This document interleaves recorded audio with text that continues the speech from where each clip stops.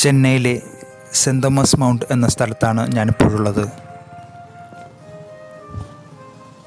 Cent Thomas മൗണ്ടിന് പറങ്കിമലൈ എന്ന പേര് കൂടിയുണ്ട്. പറങ്കിമലൈ എന്ന് വെച്ചാൽ പെരിയ മല എന്നാണ് തമിഴിൽ അർത്ഥം. സെൻറ് തോമസ് തൻ്റെ പ്രേക്ഷിത പ്രവർത്തനങ്ങളുമായിട്ട് ചെന്നമലയിൽ കുറേ നാളുകൾ തോമസ് ലീഹ താമസിച്ചിരുന്നതായിട്ട് നമുക്ക് അറിയാം. അതിനുശേഷം അദ്ദേഹം എത്തുന്നത് പറങ്കിമലയിലാണ്. ഇവിടെ വെച്ചാണ് അദ്ദേഹത്തിന് ജീവഹാനി സംഭവിക്കുന്നത്. കുന്തം കൊണ്ടുള്ള കുത്തേറ്റ് അദ്ദേഹം ഇവിടെ വെച്ചാണ് മരണമടഞ്ഞത്. അതുകൊണ്ടാണ് ഇതിന് സെൻറ് തോമസ് മൗണ്ട് എന്ന പേരും കൂടിയുണ്ട്. ഇത് മദ്രാസ് നഗരത്തിലെ ഒരല്പം ഉയർന്ന പ്രദേശം കൂടിയാണ് ഈ ഭാഗം. അതുകൊണ്ടാണ് പെരിയ മലൈ എന്ന അർത്ഥമുള്ള പേരും ഇതിന് വന്നിട്ടുള്ളത്. പോർച്ചുഗീസുകാരാണ് ആദ്യമായിട്ട് ഇവിടെ ഒരു പള്ളി സ്ഥാപിക്കുന്നത്. അതിനുശേഷം മാതാവിൻ്റെ ഒരു തിരുസ്വരൂപം ഇവിടെ സ്ഥാപിച്ച് വണങ്ങുന്നുണ്ട്. നിരവധി സ്റ്റെപ്പുകൾ കയറി ഈ പള്ളിമുറ്റത്ത് എത്തുമ്പോൾ ആദ്യമായി കാണുന്നത് യേശുവിൻ്റെയും തോമസ് ലീഹയുടെയും ഒരു സ്റ്റാച്ചു ആണ്. യേശുവിൻ്റെ വിലാവിൽ തോമസ് ലീഹ കൈവിരലുകൾ തൊട്ട് തൻ്റെ വിശ്വാസം പ്രകടിപ്പിക്കുന്ന ഒരു രംഗം. 1553 ഈ പള്ളി സ്ഥാപിതമായത്. അതിൻ്റെ 500-ാം വാർഷികമാണ് 2023 നടന്നത്.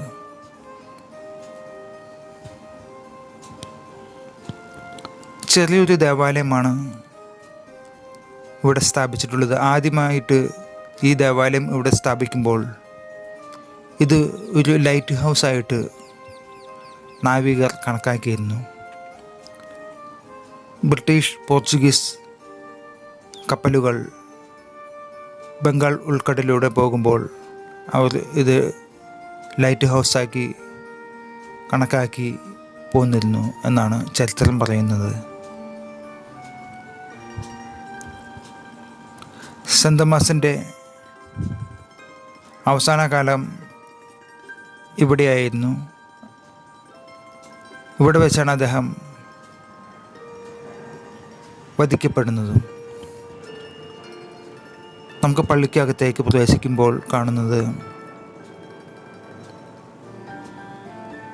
ഇത് തോമസ് ലീഹയ്ക്ക് കുന്തം കൊണ്ട് കുത്തേൽക്കുന്ന ഒരു രംഗം ചിത്രീകരിച്ചിരിക്കുന്നു.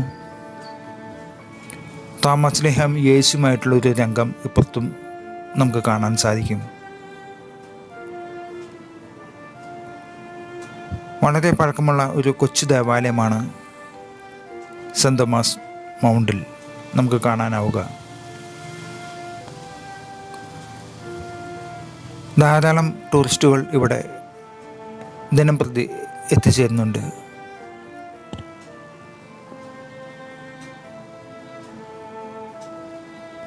സെൻറ് തോമസിൻ്റെ തമിഴ്നാട്ടിലെ ചരിത്രം നമുക്ക് പരിശോധിച്ചാൽ ആദ്യം അദ്ദേഹം പ്രാർത്ഥന നിരതമായി കഴിഞ്ഞിരുന്നത് ചെന്നമലയിലായിരുന്നു. അവിടെ നിന്ന് അദ്ദേഹം പ്രാണരക്ഷാർത്ഥം ഓടി ഇവിടെ എത്തുകയായിരുന്നു. ഈ ദേവാലയത്തിൽ മാതാവിൻ്റെ ഒരു രൂപം വെച്ച് വണങ്ങി വരുന്നതായിട്ട് നമുക്ക് കാണാൻ സാധിക്കും.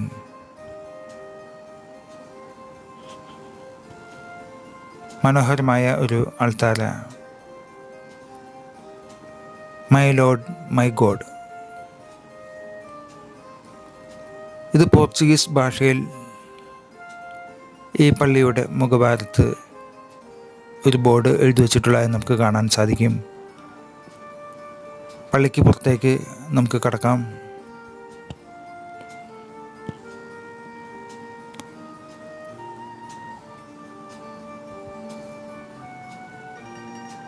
ഇവിടെ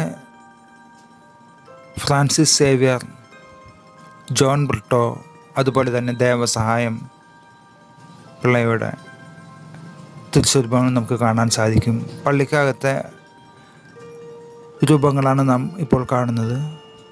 മാതാവിൻ്റെയും സെൻ്റ് തോമസിൻ്റെയും തിരുസ്വരൂപം ഇവിടെ കാണാൻ സാധിക്കും. ഇവിടെ മാതാവിൻ്റെ ആ തിരുസ്വരൂപം ഗർഭിണിയായിട്ടാണ് തിരുസ്വരൂപം കാണുക.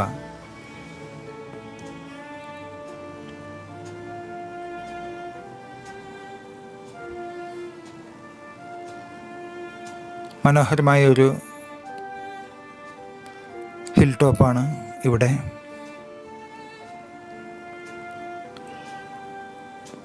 ധാരാളം വിശുദ്ധരുടെ തിരുശേഷിപ്പുകൾ സൂക്ഷിച്ചു വെച്ചിട്ടുള്ള ഒരു ദേവാലയം കൂടിയാണ്.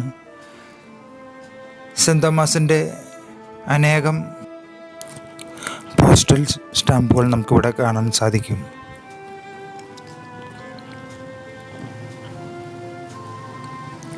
ഗർഭിണിയായ മാതാവിൻ്റെ ഒരു തിരുസ്വരൂപം. മക്കളില്ലാത്ത അനേകം ദമ്പതികൾ ഈ ദേവാലയത്തിൽ വന്ന് പ്രാർത്ഥിക്കാനും അതുപോലെ തന്നെ അനുഗ്രഹങ്ങളോടെ മക്കൾ സൗഭാഗ്യം ലഭിച്ച് ഇവിടെ കാണിക്കയിടുന്നതും പതിവ് കാഴ്ചയാണ്. ഇത് കുഞ്ഞു തൊട്ടിൽ. ഇവിടെ മാതാവിനോട് പ്രാർത്ഥിച്ച് കുഞ്ഞുങ്ങളെ ലഭിക്കുമ്പോൾ ഈ തൊട്ടിലിൽ കിടത്തി അനുഗ്രഹം വാങ്ങുന്നതായിട്ട് കാണാൻ സാധിക്കും. ഇവിടെ തങ്ങൾക്ക് ലഭിച്ച മക്കൾ സൗഭാഗ്യത്തിന് കാണിക്കയായിട്ട് സമർപ്പിച്ചിരിക്കുന്ന വെള്ളി കൊണ്ടുള്ള തൊട്ടിലുകളാണ് ഈ കാണുന്നത്. അതുപോലെ തന്നെ സ്വർണം കൊണ്ടുള്ള അനേകം കാണിക്ക ഇവിടെ കാണാൻ സാധിക്കും. വെള്ളിക്കൊണ്ടുള്ള കുഞ്ഞ്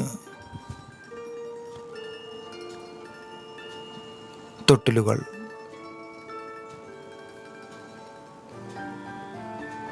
തങ്ങൾക്ക് ലഭിച്ചിട്ടുള്ള അനുഗ്രഹങ്ങളെ പറ്റി പ്രകീർത്തിച്ചുകൊണ്ടുള്ള അനേകം സാക്ഷ്യങ്ങൾ അവിടെ കാണാൻ സാധിക്കും. പള്ളിക്ക് പുറത്ത് ഇവിടെ ഒരു ആരാധന വസ്തുക്കൾ ലഭിക്കുന്ന ഒരു സ്റ്റാൾ കാണാം. അത് കണ്ട് ഞാൻ പുറത്തേക്ക് ഇറങ്ങിയപ്പോൾ കണ്ട ഒരു വ്യക്തിയാണിത്. അദ്ദേഹം പറയുന്നത് ഇവിടെ നിന്നാൽ ചെന്നൈ ഇൻ്റർനാഷണൽ എയർപോർട്ട് വളരെ ഭംഗിയായിട്ട് കാണാൻ സാധിക്കും. ഒരു ഉയർന്ന പ്രദേശം കൂടിയാണല്ലോ.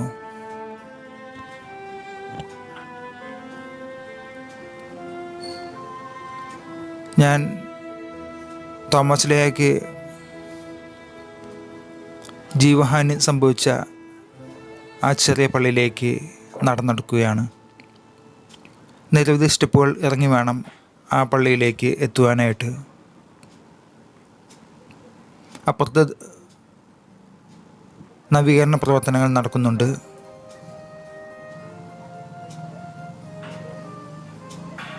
ഇതാണ് തോമസ് ലേഹ ജീവഹാനി സംഭവിച്ച സ്ഥലം ആയിട്ട് അറിയപ്പെടുന്നത്. ഇവിടെ തോമസ് ലേഹ മുട്ടുകുത്തി നിന്നുകൊണ്ട് പ്രാർത്ഥിക്കുന്ന ഒരു രംഗം കാണാം.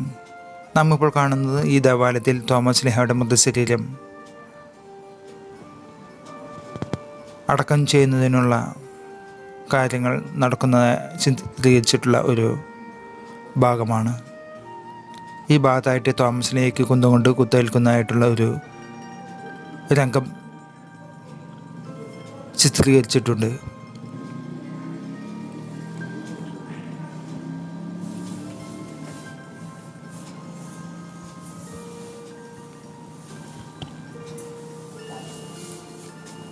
ഇന്ത്യയിൽ ക്രിസ്തുമതം കൊണ്ടുവരുന്നതിൽ ഏറ്റവും വിലപ്പെട്ട സംഭാവനകൾ നൽകിയ ഒരു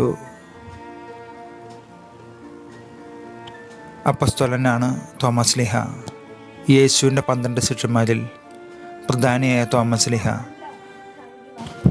ലീഹ രക്തസാക്ഷിത്വം വഹിച്ച ആ സ്ഥലത്ത് നിന്നും സ്റ്റെപ്പുകൾ കയറി ഞാൻ മുകളിലേക്ക് നടന്ന് പോവുകയാണ്.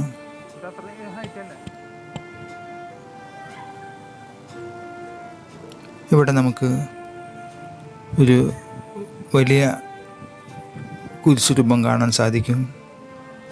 അതിന് അടുത്തായിട്ട് മാതാവിൻ്റെ ഒരു തിരുശുരൂപം സ്ഥാപിച്ചിട്ടുണ്ട്.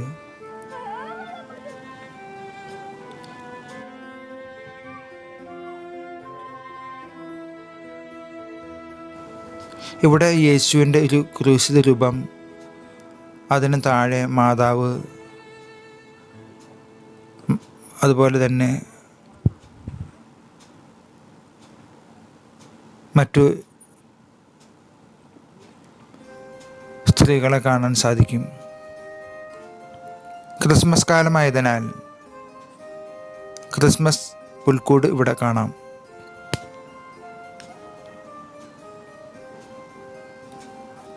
ഞാൻ വന്നത് ഒരു ക്രിസ്മസ് കഴിഞ്ഞതിന് ശേഷമുള്ള അടുത്ത ദിവസങ്ങളിലായിരുന്നു. അതുകൊണ്ടാണ് ക്രിസ്മസ് സംബന്ധമായ കാര്യങ്ങൾ ഇവിടെ കാണാൻ സാധിക്കുന്നത്.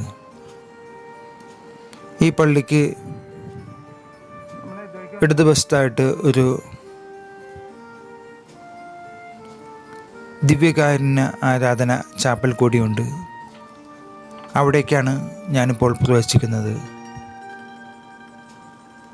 ശാന്തസുന്ദരമായ ഒരു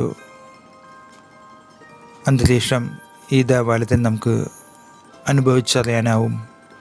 യേശു ഇന്നും ജീവിക്കുന്ന ദൈവമാണ് എന്നുള്ള വിശ്വാസം തന്നെയാണ്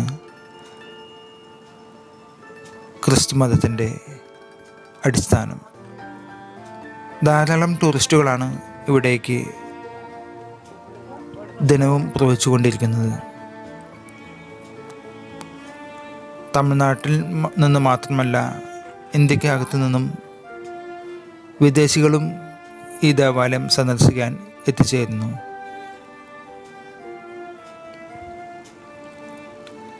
ഇവിടെ നിന്ന് തോമസ് ലീഹയുടെ ആ ഭൗതിക ശരീരം പിന്നെ അടക്കിയത് സാൻഡോം കത്തീഡ്രൽ ചർച്ചിലാണ്. അത് വേറൊരു ഭാഗത്താണ് ആ ചർച്ച് സ്ഥിതി ചെയ്യുന്നത്. നാം ഇപ്പോൾ ഈ നിൽക്കുന്ന ഭാഗത്ത് നിന്ന് മദ്രാസ് എയർപോർട്ട് കാണാൻ സാധിക്കും.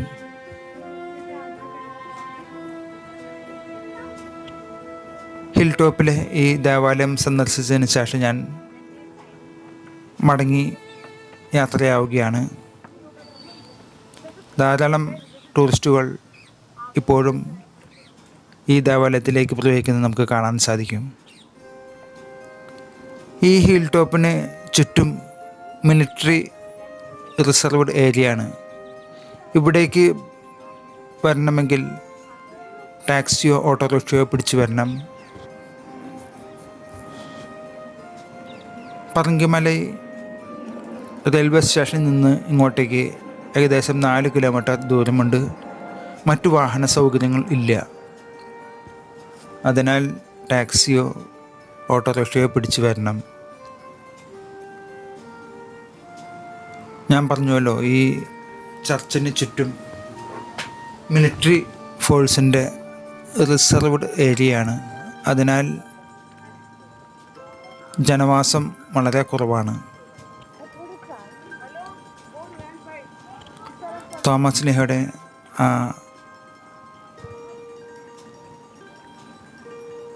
പുണ്യശരീരം കുത്തേറ്റ് വീണ സെന്റ് തോമസ് മൗണ്ടിൽ നിന്നും ഞാൻ മടങ്ങാനുള്ള ഒരുക്കത്തിലാണ്.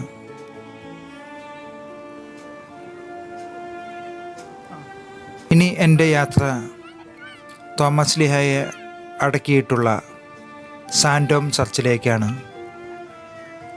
അതും വളരെ പ്രസിദ്ധമായ ഒരു തീർത്ഥാടന കേന്ദ്രം കൂടിയാണ്. അവിടേക്ക് പോകണം. ഇന്നിപ്പോൾ ഏകദേശം സന്ധ്യയോടടുക്കുന്നു. അങ്ങോട്ടേക്കുള്ള യാത്ര നാളെ കാലത്താകാം എന്ന് വിചാരിച്ച് ഞാൻ പറങ്കിമല റെയിൽവേ സ്റ്റേഷനിലേക്ക് മടങ്ങുകയാണ്. അവിടെ നിന്ന് ഞാൻ വിളിച്ച ഓട്ടോറിക്ഷയിൽ തന്നെ മടങ്ങി പറങ്കിമല റെയിൽവേ സ്റ്റേഷനിലേക്ക് പോവുകയാണ്. അവിടെ നിന്ന് കോയമ്പേട് എന്ന സ്ഥലത്താണ് എൻ്റെ ഹോട്ടൽ. അവിടേക്ക് പോകണം. ആ യാത്രയിലേക്ക് ഞാൻ തിരിക്കുകയാണ്.